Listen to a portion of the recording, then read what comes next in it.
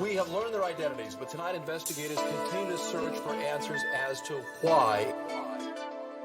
It's Manny Mania. The devastating impacts of domestic violence often leads us to an awkward silence. The embarrassment to ride off in an ambulance. Instead, you walk around with physical evidence. Ignorant bliss, blinded by the arrogance. It's time victims speak up, that's imperative. Pain is love, just a cop out for his aggression. It's a blessing that your injuries wasn't life-threatening. It's time we man up and put down our weapons. Talk to the imams, rabbis, and reverends. A woman's beaten down like every 9 seconds. Got the whole world living off deception, especially to your family and friends. And the ones who care about your well-being.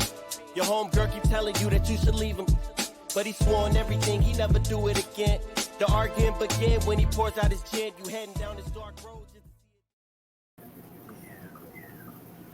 Good evening, everyone, and welcome to the virtual march to end the silence on domestic violence, sponsored by the Domestic Violence Coordinating Council. We are elated to be here with you this evening. My name is Shonda Knight. I will be hosting for you this evening. I'm with the Leon County Sheriff's Office, and as you can see, I have a cast of friends here with me tonight, not just friends, but diligent workers to end the silence and to eradicate domestic violence. Of course, this month is Domestic Violence Awareness Month, and usually the Domestic Violence Coordinating Council will be hosting a march through the streets of downtown Tallahassee to bring awareness to this issue. But today, because of COVID, we are in this environment, and we are going to make the very best of it with a full evening prepared for you tonight with a dynamic speaker sharing her very compelling story, and plenty of information for anyone out there who might be suffering in silence or anyone out there who might be actively searching for a way out. So again, we appreciate you for joining us. And I want to introduce my cast of friends here with us this evening. And actually, we're going to have them introduce themselves. So go ahead, Keisha, you can take it away. I am Keisha Wilkinson, and I will be your speaker for the evening, sharing my truths. And thank you for joining us. I'm Kelly O'Rourke. I'm with FSU's Florida State University's Institute for Family Violence Studies, and I'm also the director of the Domestic Violence Coordinating Council. Hi, I'm Maria Folsom. I'm a victim advocate with the Leon County Sheriff's Office.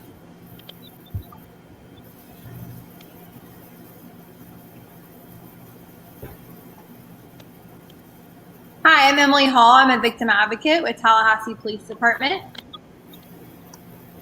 Good evening, Michelle Johnson, Office of the Attorney General, board member with DVCC.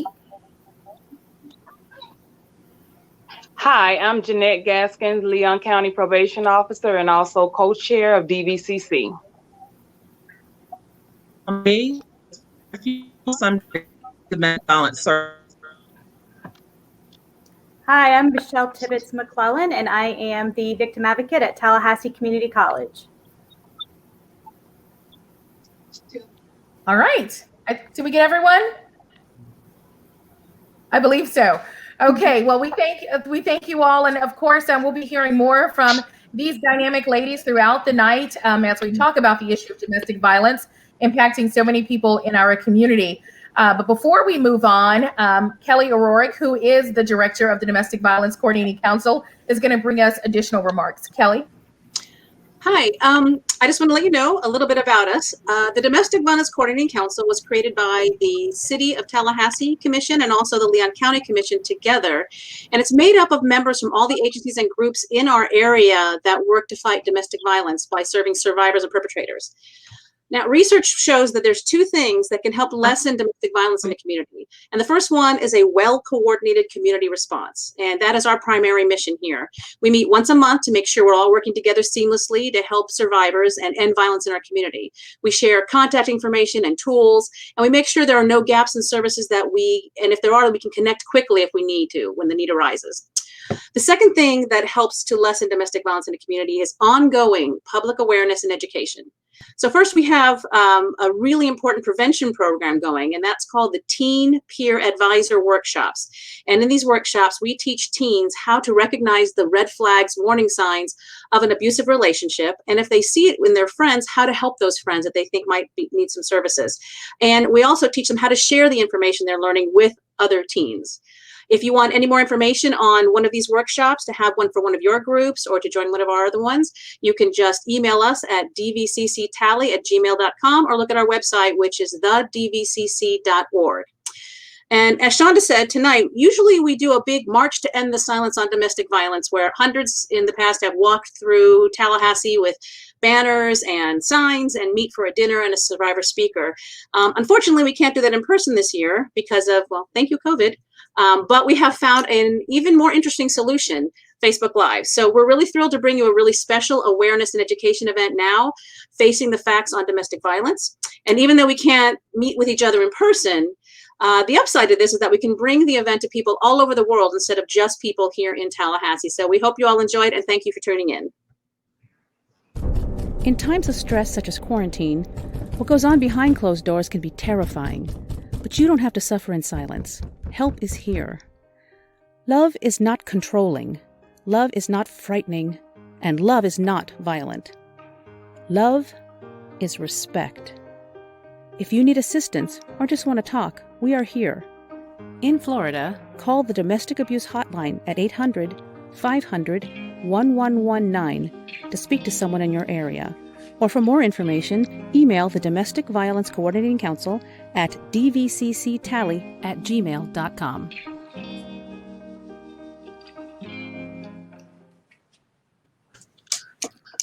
Absolutely. And you'll be hearing more information tonight about all of the resources that are available for anyone out there who may be suffering through domestic violence or someone who knows someone who is suffering. So we will bring you more information. And as Kelly said, we are in this virtual space. So we encourage all of you to take a second to share this live stream on all of your social media platforms so that more people can find out this very valuable information.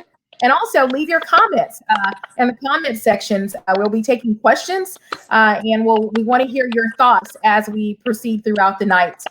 It is time now to really hear from our dynamic speaker who has an incredible story of survival to tell. So before I turn it over to her, I'd like to introduce her.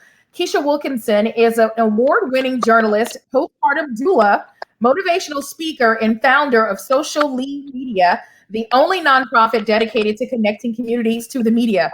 Quite the resume there, very, very diverse. She's a graduate of FAMU's School of Journalism and Graphic Communications. She has been working in broadcast television news for over a decade now, sharing stories from the most underserved communities, that is, very well deserved. Ms. Wilkinson got her start in TV news right here in Tallahassee, working at ABC 27, and then moving on to St. Petersburg, where she worked for a 24-hour cable news station.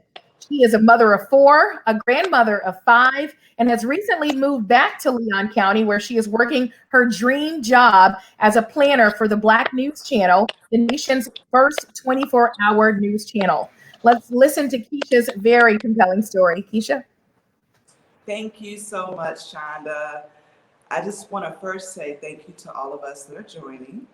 This is kind of different. Normally I'm in front of, people, and I get to feel the energy from the crowd. So I don't have that. So I need you guys to hit that like button, share it. I thank you for being here. I thank DVCC. Thank you all for having this. I want to thank each and every one who has helped someone that has gone through a violent situation. Domestic violence, it doesn't know, it's kind of like COVID. It doesn't care about what color you are. It doesn't care about your race or how much money you make. It can happen to anyone at any time. My story, when I was a young girl, I loved fairy tales. I grew up with Cinderella, Rapunzel, Snow White. I had all of those books and I loved them. Why happily ever after? So, of course, growing up with that, I wanted a happily ever after. And so I've been married twice, and both of those relationships were violent. And then I had, in between that, a relationship that was violent. Okay? So when I moved to Tallahassee, I was determined to go to school, change my life. You know, I'm a single mom. I was a student at TCC, go TCC. And I worked at a gas station. So my Prince Charming would come in to my job all the time. He lived around the corner. So he was fine. He had a beautiful smile and kind eyes. And I really took to him, and we took to each other because we were married within a year. Everything was so perfect. This man supported me through school. He saw me through graduation at FAMU. He supported me through some bouts with cancer, driving me all the way to Tampa from Tallahassee a few times. He was an amazing person to my children at first. And I was just living that happy life until one night. Well, no, I take that back. I saw the signs of violence. I saw that there was some rage undealt with within him. But my life was going so great, I kind of ignored it because everything else in my life was amazing. You know, we'll have a fight, and then the next day, he went and bought my son a basketball court for his birthday. You know, he was that type of guy. But he had, you know, going down the list of things you want and don't want for a mate, he had everything I wanted. And I had a perfect fairy tale life.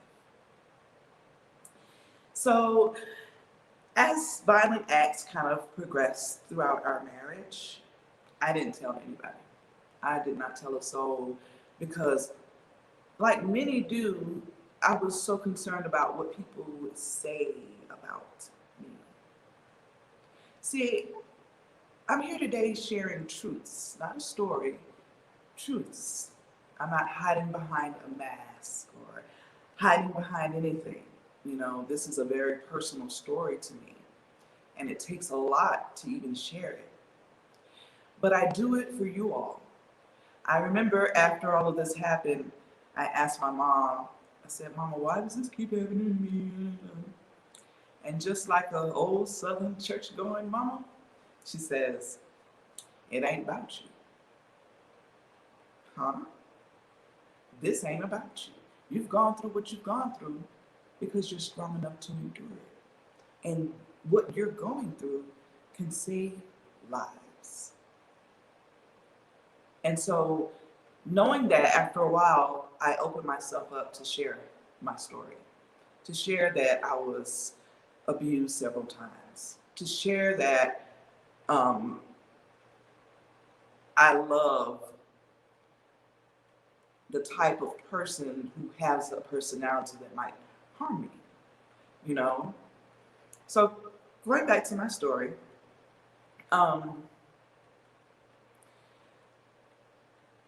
one night, my husband came home really late. As a matter of fact, yesterday was the 12-year anniversary of the night when everything changed. And so I was asleep. It was about 2:30 in the morning. And he came in and woke me up and says, where are the dogs? I don't know, I'm asleep. And people, let me say this first. You're gonna see me smile. You're gonna see me laugh through some things. That does not mean that this is not serious, but that's my way of dealing with my pain, okay? So if you see me make humor of it, I'm not saying it was a funny situation, not at all. But, you know, that's how I have to deal with my pain, especially sharing it here.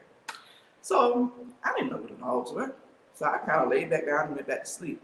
Next thing, he comes in, drags me out the bed, get your A up and help me find these dogs. I knew then there was gonna be a problem. So I called 911 and he was coming back in. So I heard it, and I put the phone under the pillow. We fought. Well, I tried to fight back. You know how you watch movies and in some scenes you say, oh, I would do this, or I would do that, and, oh, I would. Mm-mm. When things are happening in real life, it just doesn't turn out like the movies. My children were there, and I ran out of the house. I ran out of the house so that they wouldn't hear it. I ran out of the house not knowing that my life could have ended that night. I was going to run from them. So I ran. We lived off of the highway. I'm trying to wave down cars. The cars going 55 miles an hour. It's 2:30 in the morning. They didn't even see me probably. So I fell and twisted my ankle. And in steel-toe boots, he kicked my ankle and told me to get my ass back up. Excuse my language. I couldn't get up. So I'm crawling because I saw him go in the house. Who's in the house? I know a gun's in the house, and my children are in the house.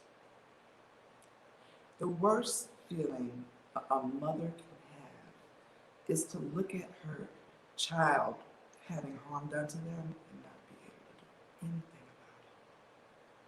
So I'm on the ground, and he comes out with my daughter with a gun to her head.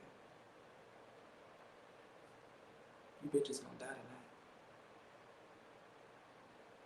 I can't even express to you how I felt. I was just, when it's happening so fast, you really don't even have time to process it. You know what I'm saying?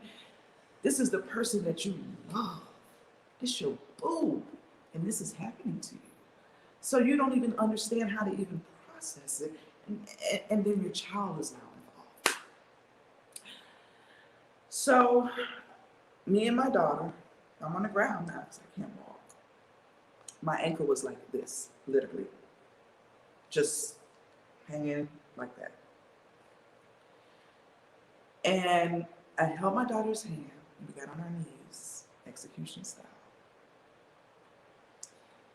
And he put the gun to my daughter's head. I closed my eyes and I prayed. That's what I did. If life was going to end, we go ahead and pray. And I called out God's name. So I heard a click, but not a boom.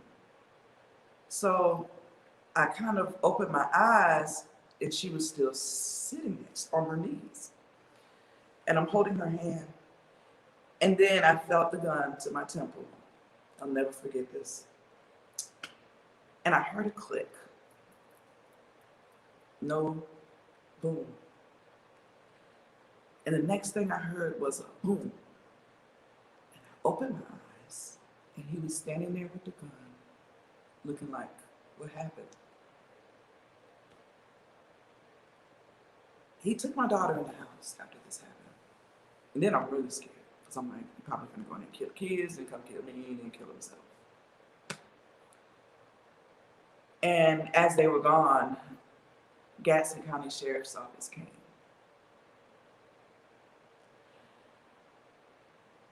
He didn't go down easy. They had to tase him, and it was just a terrible night. My children were there through all of this. And the most terrible part of all of this was my babies. I put my babies in harm's danger trying to supply them with the life and with things that I thought they needed. And they paid the price for that, because those are images that are not easily erased out of a child's mind. And it was hard for them to even, they blamed me, And so it put a rift in our relationship. And life has never been the same. I've had multiple surgeries on my foot, an ankle, It'll never be the same. I still use something to help me walk with from time to time. So after that night, of course, I had to have surgery, emergency surgery the next day on my ankle. I was in a wheelchair for the bettermost part of a year. And I want to thank everyone, Dave Long, Lanita Wesson. I want to thank y'all, Gary Wordlaw, Abby Maurer. Y'all were amazing coworkers. I want to thank my friends and my sister and my family who was there for me going through all of that, because that was the toughest time of my life. And to make it tougher, I had surgery around the time he had trial. I was still in a wheelchair. My children had to go through trial. My children had to get on the stand and tell their truths. They were children, young children, I think maybe 8 and 12. He would not accept the monster that he was. And so he took it to a jury trial because he felt like he could win. He did not win. He got 20 years. He's serving his sentence now. I love this man. I loved me some him. But my fairy tale turned into a nightmare. And it's because I didn't adhere to those signs I was seeing. You know, as moms, you want to provide. You know, you want to provide for your children. You want them to have all the things you didn't have growing up. You know, and I endured things in silence because I didn't want anyone to know what I was going through. I didn't want them to call me stupid. You know, I cared about what they thought. So he was arrested that night, and his family bonded him out. And he came back home. Now, before you say, what? Let me explain why. I knew that he had trial coming up, so he was going to be very apologetic for what he had done. And I knew that God would spare me. If he couldn't take me out that night, I wasn't worried about any other nights, okay? But it just so happened he missed a court date. And when you miss a court date and you're out on bond, guess what happens? Yep, they pick you up. And that's how he went back. So my first time seeing him again was at court. I couldn't even look at him because when I looked, I saw the same monster. And when I say monster, guys, you know how when you're young, I love monster movies. My Aunt Barbara raised me in New York, and she loved Creature Feature and Twilight Zone and all those good, horror movies. So I loved monster movies. And as I have seen life, I've grown to realize that monsters aren't the things you see on TV. Monsters walk around us every single day. I'm not going to preach to y'all, but the Bible says that we don't wrestle with flesh and blood.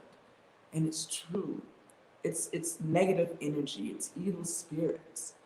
And, I allowed so many chances to happen between the two of us because I thought it was the liquor. I just knew it was the liquor. I knew it was the liquor. And when he bonded out and came back, I realized that it wasn't. Because I saw something in him one day, anger, and he hadn't drank since he had been out. And another reason why I let him come back home was because I knew that he wasn't going to not come home. So it was going to be with my consent or without. And you got to realize at this time, I'm not walking. I'm in a wheelchair. I can't defend myself. I ain't got no gun. I have nothing, but my faith. And that's why I believe I am still here. So as I sit here with you all tonight sharing my truths, this story is not just for, people who are being battered. And it's men and women too now. There are some women that put it to their men for no reason or whatever reason, I don't know. But there are men that are victims. I don't like referring to myself as a victim because I'm a survivor. That's what I am. But to the families of men or women who are abusive, and we all got one in our family, you know who they are. Warn the woman they're dating. I know you probably don't want to go behind your family member's back, but think about the life you might save by doing so. You have to, everybody knows a woman that you done heard that woman crying in the stall in the bathroom at work. Take time out to say, are you okay? If you ever want to talk, or give her the number to the hotline, let them talk to her. You know, don't talk about these women behind their backs. Save their life. Help save their life. And to my victims out there, baby, you got to save your own life. I don't know if you guys watch on Netflix, She's Gotta Have It. And there's a chant during a scene. I won't get into it, but save yourself. Save yourself. Save yourself. Don't sit around and wait for someone to come in and save you. If you're in a bad situation, baby, get help, okay? Get help. Plan your escape, because that's really what it is an escape, you know, and you have to treat it as such. And sometimes you can't let everybody know what you're doing. You see what happened to Tina Turner when her mama had called, I can tell Ike everything. Don't let that be your mama. But family will do that for whatever reason. Save yourself. Love yourself enough to get out of violent situations. Moms, I accepted violence in my life because I watched my mom accept it in her life for many years, okay? You owe it to yourself and you owe it to your children to save yourself. Do what you have to do to get them out of harm's way. And since COVID's been around, you know, child abuse and domestic violence has increased. It was already terrible to begin with, and now it's even worse. So if you're in the house all day with them, somebody take a walk. Somebody do something different. Save yourself. When you start seeing small signs, because even with me, it didn't happen all at once. I didn't say I do, and then he was the monster. The monsters just slowly, you know, came about in little things, you know, insults to me, or telling me I can't go anywhere, or picking an argument. So I was like, you know what, I don't even want to go. You know what I mean? Look at how they're treating you in terms of possession. See, there's a difference between love and possession. And a lot of people get them confused, and you shouldn't, because they're the total opposite. Possession is ownership. Love is free. And you can hurt people with violence and with this. As the Bible says, the tongue is a what? Two-edged sword. And you can hurt people. And verbal abuse is abuse. Making someone feel bad about anything is abuse. So, and to you abusive people out there, let me tell you something. Get help. Get help. Get help. There's help out there for you. I promise you there is help out there for you. And if you don't know how to find help, look right at the bottom of your screen. Call that number. I'm serious. Get help. Mama, you know your son's crazy. Get help. Stop ignoring it. Stop ignoring what you're seeing. Okay? Do something about it so your son doesn't end up where my husband is right now, serving time. That's a talented man, but he's serving time because no one got him the help he needed when he was younger. His violent streaks didn't just start overnight. They had been going on for years. And so had the violent streets in my past violent relationships. But the mamas just turn their heads. That's my baby. Oh no, your baby crazy, honey. Get them some help. You know, get them some help. And ladies, you gotta love yourself. I want you to do this every morning. I do this and I look at things differently. Look yourself in the mirror and say, I love you. Now it's gonna sound like, Keisha, that's easy. Anybody can do that. It's really hard to say. Because when you start looking yourself in the mirror and telling yourself, I love you, you're giving yourself accountability for you. Because if you love yourself, you're not gonna let yourself get hurt. I love myself, so I don't go out on safari hunts. Because I love myself. I don't go skiing, because I love myself. And I will never, ever, ever get into another possessive relationship because I love myself and I love my kids. And I knew that I had to end this circle of violence. You know, I'm single, but I'm happy.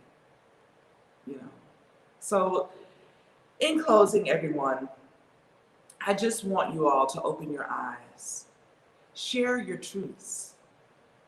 Your truths can save someone's life. Being open about who you are and what you've been through, you went through it for a reason. Share it. Tell somebody about it. Tell someone how you ignored things and it almost put you in danger. Because guess what? After each and every time I have shared my truths, I have had lines of people waiting to talk to me. And most of them aren't battered women. It's the families of abusers and families of survivors of domestic violence. Guys, I work in news, as Shonda told you, and I can't even tell you how many stories happen. News can't even put them all on. You know, that's how bad it is out there. And all you have to do is when you see red, walk away. When you know that temper is getting, walk away, walk away, walk away. And if you can't control it, see a doctor. It's okay. It's okay to get medical advice. It's okay to talk to someone. I know in the Black community, and I know in Latino communities, we didn't grow up, quote unquote, telling our business. We didn't do it. Tell your business, it's time. It's time. It's time to share. It's time, y'all. It's time for everybody to be real. Be who you are. Don't be the person you think everyone wants you to be. There's help out there. I want to thank my victim advocates. Baby, my victim advocates came to trial with me, held my hand through some important things, and she led me in the right direction. I got help from the state of Florida. They have a victims advocate agency there, and I got away and I got happy. And I had to leave here and go to St. Petersburg to find my happy again. You know, I had gotten married when I was 16 years old. And so I had spent a lot of years in relationships and learning to please others and not learning to please me and love me. So now I'm learning to love me, and I want you all to learn to love yourself. It's help out there. Get help. Don't ignore it. It may start with verbal abuse, and then it's a slap, and then it's a push. And they're so apologetic the next day. I'm so sorry. Baby crying. Get help. And I'm not saying abusers can't change. They can change. I've seen one change. They can change if they want to change, if they get their help. So if you're with a mate that's abusive, and before you leave him, talk to him.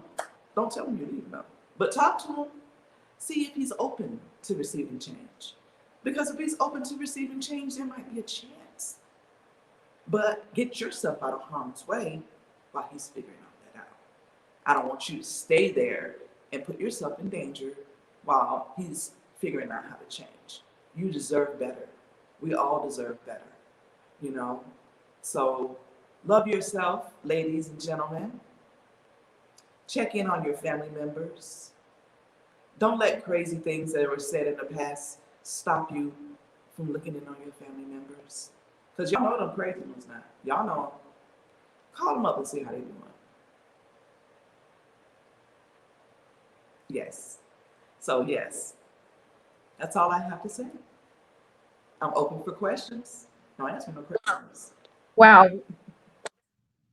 Well, that was plenty, Keisha. First of all, thank you, thank you, thank you. As you said, you're learning to love yourself, and aren't we grateful for that? Because you are such a beautiful soul. And I know I've just seen some of the comments start to come in here from those folks who are listening. And what a story you have to tell of survival. It takes a lot of courage to be able to do that, but it's helping so many people. So we appreciate it. Ruth says, if you walk away, you save yourself and you save them too. So very good point there.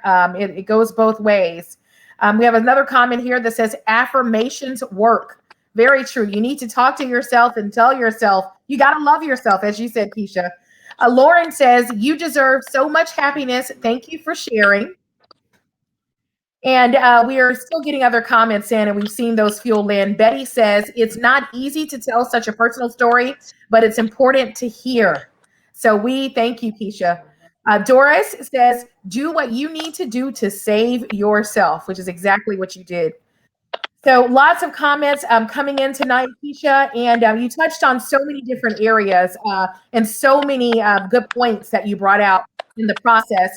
I want to go back to some of those red flags, because we know that there are people in relationships out there right now, and this is more prevalent than a lot of people know or think, but there are people in relationships right now who are seeing these little things that concern them, but they're really not identifying them as red flags. So what were some of those red flags for you? What are some of those things that you just didn't want to see?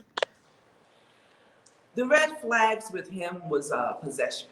You know, he moved me outside of Tallahassee, way to Quincy. Shout out to Gadsden County. That may have been a flag that they like to isolate you away from help, away from anyone else. And hanging out with my best friend was a problem. That shouldn't be a problem. You know what I mean? Doing simple things like attending a company picnic shouldn't be a problem. So that possessiveness is definitely a red flag. And just anger issues. You know, if you're on the phone with your girlfriend and he snatch your phone, give me your phone, I need to talk. Trying to tell you when you need to do or what you need to do. You are your own person, even if you're in a relationship. You are you. So only you get to dictate those things. Very, very true. Good information. And that isolation is a big one. When you see that happening, that's a key sign that something's not quite right here. You talked about this a little bit as well, Keisha, but I want to touch on it again. COVID-19 has really intensified some of the abuse that's happening out there. Talk a little bit more about what situations like this pandemic we're in does when someone's already in a relationship like this. Absolutely. The pandemic has, first of all, changed everyone's finances. Okay, your money is not the same as it was before pre-pandemic, you know? And so the biggest, most people get divorced because of finances. That's like the number one reason why people get divorced. So with the finances and just staying around a person 24/7, you know? So you have to find ways to separate yourself. Even if you have a 1-bedroom apartment, somebody go outside, take a walk, go to the library, do something to get away from that person if they will let you. That's the key, if they will let you, and have a plan. We always say have a plan before you make your move. So Keisha, once again, we want to say thank you so much for sharing your story. You were such a vital part, and we're so happy to have you back in Tallahassee. I'm glad to be here.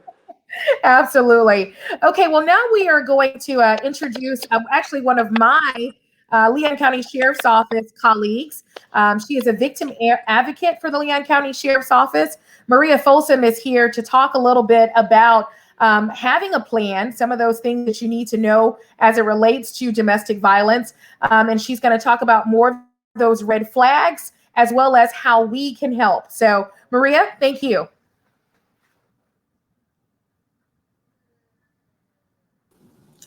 Thank you, Shonda. Thank you, Keisha. Your story was phenomenal. Thank you. So I wanted to point out a little bit, a lot of the things that Keisha said, I'm also going to relay because it is very common to see this. Number one issue that we're dealing with is power control. Somebody's trying to take away your power and control. And I'm going to go through these warning lists and these red flags, and you'll be able to relate to see where that comes into play. So the first thing is they're embarrassing you. They're putting you down. That's a problem. I'm not saying that that means they're going to get abusive, but that's not love and that's not respect. You need to pay attention to that. When they're controlling you, and Keisha talked about that with her experience, and it's very true. They're telling you what to do, when to do it, where you can go, where you can't go. You're an adult. You should be able to have a communication with your partner and express things appropriately and still be able to do things that you need to do. And then they talked about isolation. And the reason why a lot of people, abusers, try to isolate is because they know you're going to talk to people who love and want you healthy and want you safe. And the more you talk to people, the more they say, you know what, I'm worried for you. You seem like you're in a dangerous situation. And that worries the abuser because they're going to lose their power and control. And then taking threats seriously. And it doesn't have to be just a threat of violence. It could be any kind of threat. It could be a threat to take your children, which is huge because a lot of people are scared of what's going to happen to their children. And some people are dependent on people financially. And if they say, if you leave me, I'm going to take the kids, I'm going to take the house. That's serious, and it is a big deal. And, you know, it takes an average, I think, around 8 times to actually leave a relationship. So, with these warnings and with these threats, it can continue until you actually have a plan that we've talked about. If they're preventing you to go to work, if they're preventing you to go to school, there's absolutely no reason for somebody to prevent you to do that. If that's happening, that's a clear warning sign. Something's wrong. If they blame you for the abuse, that you knew what you were doing and saying, that's why I got angry, you pushed my buttons, that's gaslighting. That's putting it on the victim, on the survivor, when 100% the responsibility is the person who needs to stop using violence as a form of communication. Destroying your property, that's an interesting one because they're not hurting you. They're not physically attacking you, but it's scary. It's a form of intimidation, and it's part of that control and that I'm dominating you, but I'm not hurting you. So go ahead and tell somebody that you're being abused because I haven't touched you. You've got no marks on you. If they also have weapons and they have it out without referring to it, they just have it out. That's a form of intimidation. Please take that very seriously. This one's interesting, and it does happen when somebody threatens suicide. Again, that's not to communicate in a healthy way. That's purely to keep you under their control. They may be serious, they may not be. I don't know, but that is actually something that happens quite often. And then in unique situations, sometimes if you're in a same-sex relationship and you don't feel like it's anybody's business that you're in a same-sex relationship, that partner could use that against you. If that's happening, please take that seriously. There's no good that's going to come from somebody threatening to out you before you're ready. And also, if you're an immigrant and they threaten deportation, of course you're terrified to say anything. Who's going to help you? And let me tell you that there are advocates who will help you. We want you healthy, we want you safe, okay? So it kind of goes into the next portion that I like to talk to people about. And generally, when I'm talking to survivors on the phone, the majority of my time, I'm talking about safety planning. Number one, dangerous time is when somebody's leaving a relationship. So please, if you are in an abusive relationship and you plan to leave, have a plan. And we are here to help you. There's phone numbers on the screen. There's a local number, there's a national number, there's advocates at both law enforcement agencies. Just please reach out to start your plan. You can go online and also research it. But when you're staying in a relationship, and again, this is hard for loved ones who are watching an abusive relationship happen to somebody that they love. I know it's very difficult, but sometimes they stay for a variety of reasons that we said. But if you are going to stay, identify a safe place in your residence. And what that means is if you can tell there's an escalation happening, move to a location that you can exit and get out. Also, make sure that room has no weapons, okay? So that's what I mean by find a safe spot. Also have a bag ready, a quick pickup bag of incidental, clothing, but also important paperwork. Copies of birth certificates, especially with children, marriage licenses, your medication, something that you just pick up and go. And on that same token, if you feel like that is a potential thing from happening, I also tell people to start backing in so that you can just grab everything, jump in, and hit the drive and go and get out of there. You should always have access to a phone, and most of us do. Sometimes abuser will take a phone away. So the next part of that is memorize numbers. If you aren't at the place where you can call 911 for whatever reason, but you feel comfortable calling a friend, know their number by heart, memorize it. Create a support system. And I always ask when I'm talking to people, who can you depend on? Who is somebody you can talk to? Now listen, if you are a friend and a loved one thing I like to tell you is the best thing you can do for somebody is to be there for them. And whatever that means to you, does that mean you can be the shoulder to cry on, an ear to listen in, and you can tell them anytime, all night, whatever you need. You may even be opening your home. But a support system is really essential, okay? Be mindful of your surroundings. Now, a lot of times I'm talking to stalking victims at this point. Sometimes they're former relationships, whatever the case may be. But this is just smart. You just need to be aware, be mindful. So from your house to your car, lock it. From your car to your house, lock it. I know that seems extreme, but if you feel like you're being stalked, you need to take back your power and control, and that's one way to do it. When you're driving, take different ways. We are creatures of habit. Don't do that. Go ahead and make some changes. See if anybody's following you. That's the best thing you can do, just to be fully aware of your surroundings. All right, this one's important, especially in this day and age, computers. If you start researching what you can do for safety planning or how to get help or whatever the case is, don't use a computer that the abuser may also be using. They can find out, they can see your history. And if you do, clear your history. But I recommend using a library. The library has computers you can use, using a friend's computer if you want to start doing research. If you're allowed on your break at work, do research that way. And then also be mindful of spyware. So if the abuser or somebody who you feel like could become an abuser has ever had access to your phone, go ahead and just assume that there's spyware on there, because it's an app that can be downloaded and you have no idea. It's hidden.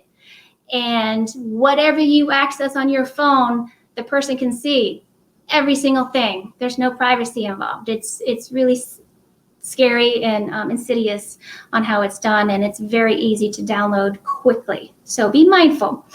The one last thing I want to talk about are pets. A lot of people don't want to leave because they're pets, and I understand that. Our fur babies are really important, and it is actually dangerous to leave a pet with somebody who you know is violent. So talk to friends, talk to family, make a plan.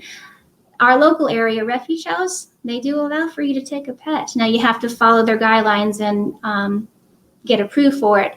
But it's starting to grow to the understanding that pets are valuable to our mental health, to our connections, and we don't want them to get hurt. So we understand that. So make a plan for your pets as well.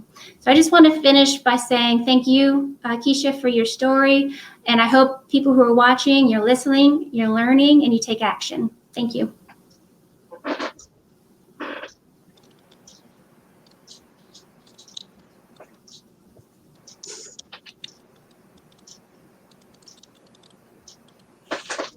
Thank you so much, Maria. Such great information there. Lots of great information. So I know some folks out there were taking notes. Before we open it up now to our full panel discussion, we do have one viewer question that we want to go back to for Keisha. So Keisha, this question is coming from Michelle. She asks, Did your children support you in your action to distance yourself from their father, the abuser?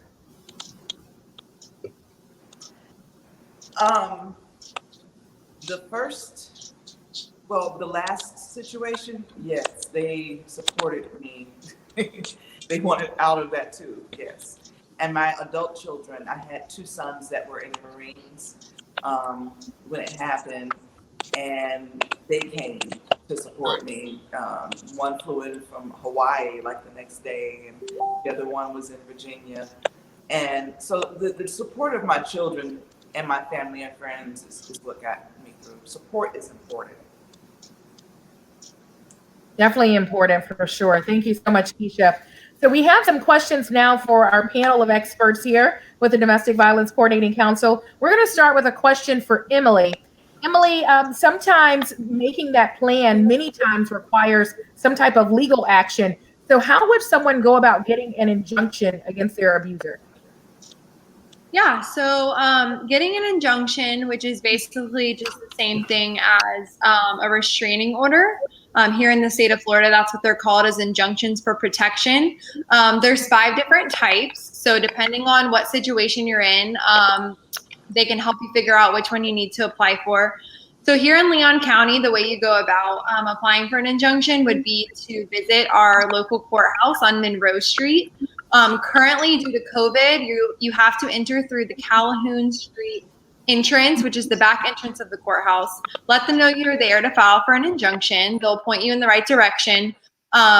There is a refuge house injunction assistance office at the courthouse here in Tallahassee, and they will be able to help you fill out the paperwork that you're going to need to file. What that process looks like is a judge reviews that injunction paperwork, decides whether or not to grant a temporary injunction, which would be in place until a final hearing is held, where both you and the respondent, which is the abuser in this situation, would have to appear before a judge and talk about why you feel the need for an injunction.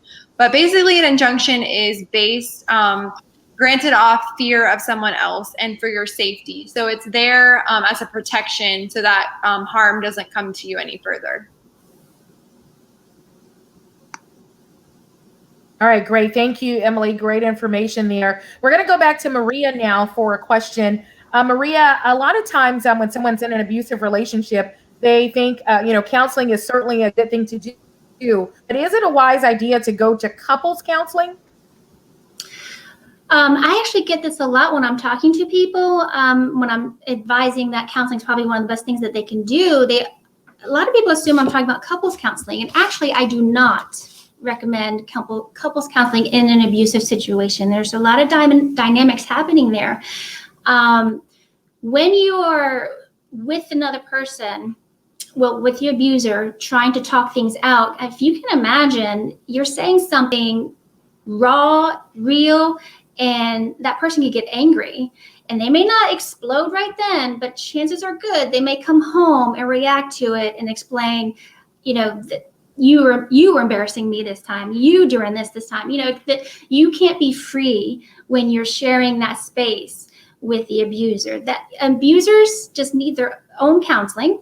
They need to work on who they are, and then you need to work on yours. You need to be able to free yourself and work with your counselor one-on-one. What are the issues and what are some of the things you wish could happen? And couples counseling is more about, basic conflict communication issues, not physical violence type of issues.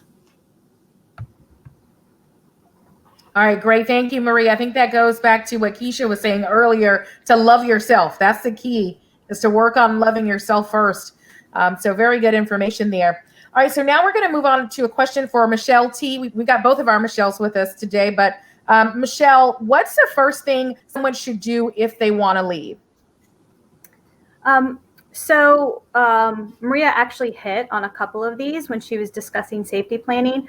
One of the first things to do when you're planning on leaving is to tell someone that you trust that you plan to leave, and make a safety plan. Share that safety plan with that person that you trust. Make sure that you you plan with your children. If you have children, identify a safe place where they can go during moments of crisis. If you're preparing to go to a shelter, call ahead to see what the shelter's policies are, and they can give you some information on how they can help, how to secure a space when it's time to leave.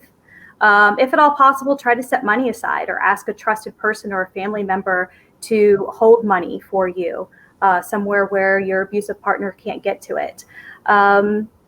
Also, you can try and remember some important phone numbers in case you don't have your phone or your abuser has taken your phone.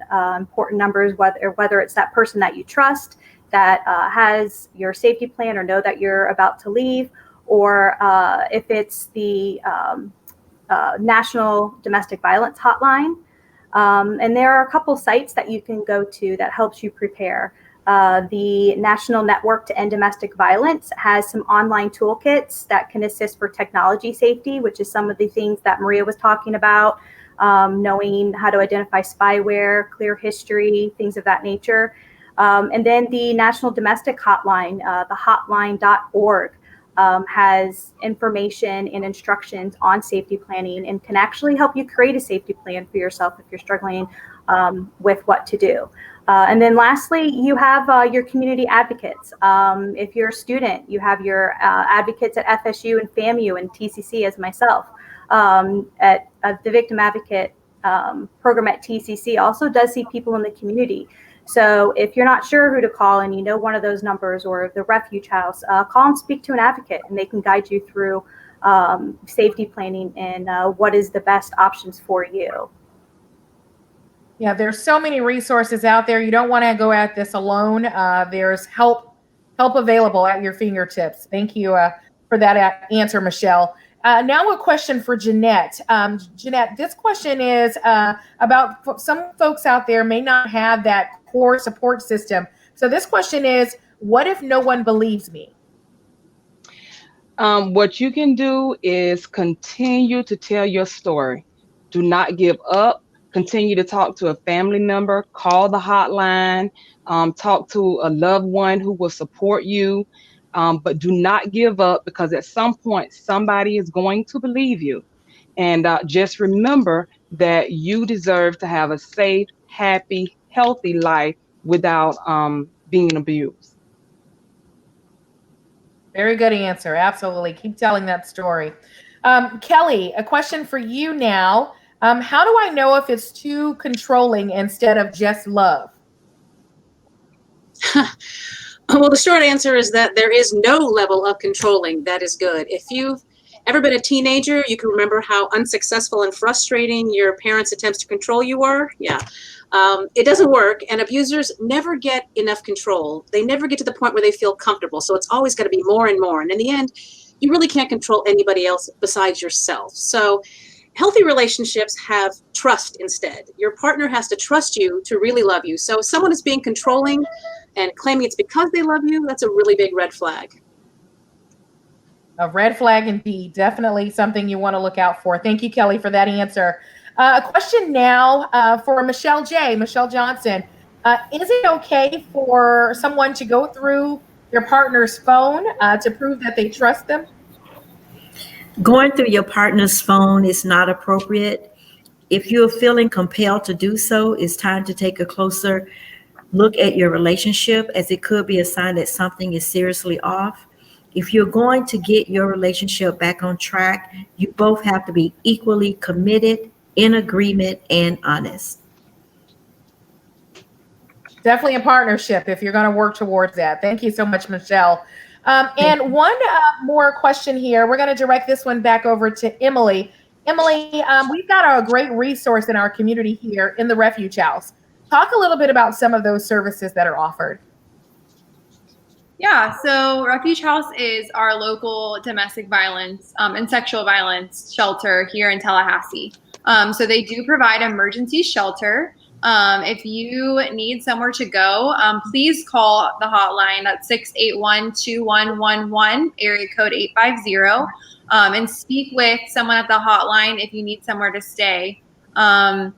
They also provide counseling services for domestic and sexual violence. So if you need to talk to somebody or you want to share about what you've gone through and try to work through that, if you're trying to get out of that, they have people that you can speak with that can help you work through the trauma that you've experienced.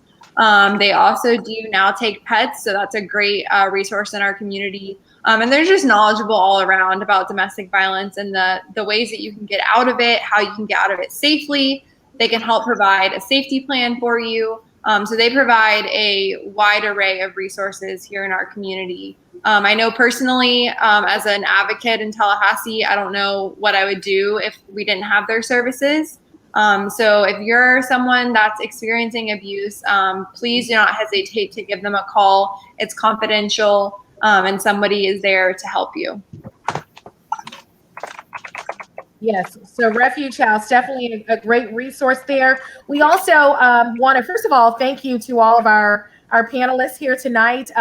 Such great resources in our community, so knowledgeable on this topic, and always available when someone is in need. So we appreciate you all for coming to the rescue, and especially you, Keisha, for sharing that very compelling story this evening. We want to share the website. Yes, round of applause for sure. We want to share the website out there one more time for anyone out there who needs the information. The Domestic Violence Coordinating Council, of course, is available. So be sure to log on to thedvcc.org. A lot of the information you heard tonight is there, and a lot of resources there. So lock that email address or that website in to find out more information. And before we wrap things up tonight, we do want to share some of the comments from some of our viewers who've been with us throughout the evening, sharing this journey. Wendy Strickland says, great info, totally unaware Refuge House allows pets. Who knew? So now we all know, definitely a resource. A lot of times when victims leave, they don't, that's a family member, a lot of people's pets. So that's an important component. Doris says, great conversation. I've enjoyed the conversation immensely, so I agree with you wholeheartedly, Doris. Ruth says, thanks for all of the panelists, very informative. That's the kind of feedback we love getting. Shannon says, thank you all for doing this. I agree, it's definitely something that's needed. So thank you so much again, ladies, for your commitment to this effort. I see all the purple, because it is Domestic Violence Awareness Month, and we wear it proudly for this effort. So, and our DVCC shirts, absolutely. So, thank you again, ladies. And at this time, I want to just say a thank you to all of our community partners out there. All of these ladies represent agencies that are very committed to this effort. The Leon County Sheriff's Office, Maria and I work hand in hand on this and many other issues in the community. So thank you all for your commitment to this cause. And now I want to send it over to Kelly Rourke, our director for the DVCC, for some final comments. Kelly? The only thing I wanted to say was that all of the DVCC would like to thank our wonderful hostess, the renowned Miss Shonda Knight, who has been a longtime board member and has helped us reach so many people in the community over the years. Thank you, Shonda. Thank you, thank you. And thanks to everyone for joining us tonight. Please be sure to hit the like button on our page, and so you'll hear about our future Facebook Live endeavors as we go forward. Again, thank you so much, Shonda. You've always been such a wonderful resource for us, leading our pack all the time. Kelly, thank you for your leadership, and I enjoy working with all of you ladies. Look forward to doing it once again. Looking forward to next year and all of the wonderful events in between. Thank you all for joining us. Have a wonderful night. Thank you. Thank you. We have learned their identities, but tonight investigators continue to search for answers as to why. It's Manny Mania. The devastating impacts of domestic violence often leads us to an awkward silence. The embarrassment to ride off in an ambulance. Instead, you walk around with physical evidence. Ignorant bliss, blinded by the arrogance. It's time victims speak up, that's imperative. Pain is love, just a cop out.